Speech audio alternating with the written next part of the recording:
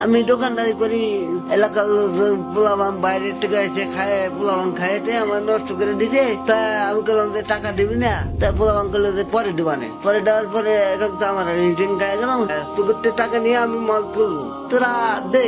ওরা দেবো নে, কবে দিবি কয় না, নির্দিষ্ট দেয় না যে অমুক দিন দিয়ে দেবো, টাকাটা আপনি পেয়ে যাবেন। তাই না দেওয়াতে আমি মাল টাল তুলি নাই। এই অবস্থায় মানুষের কাছ থেকে ঋণ কর্জ নিয়ে, মানুষের উপরে জুলুম করে, মানুষের কাছে ক্ষমা না নিয়ে বিচারের মাঠে ক্ষমা নেওয়ার কোনো পথ নেই।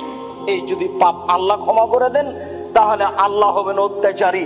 আর আল্লাহ বলছেন, ইন্নী হারামতু যুলমা আলাইয়া, আমি নিজের উপরে অত্যাচার জুলুম করা হারাম করেছি। আমি আল্লাহ নিজের উপরে জুলুম করব না। যেটা তোমরা মানুষের সাথে অন্যায় করেছো, সেটা তোমরা মানুষের সাথে বুঝে আসো, নইলে আমি এটা বিচারের মাঠে ক্ষমা করব না। সেইটা মানুষকে তোমাদেরকে নেকি দিয়ে পূর্ণ করতে হবে। তা একাধিক সহিহ হাদিস দ্বারা প্রমাণিত। তিনি বললেন, মানুষ শহীদ হলে সব পাপ ক্ষমা হয়ে যায়, তবে ঋণের পাপ ক্ষমা হয় না।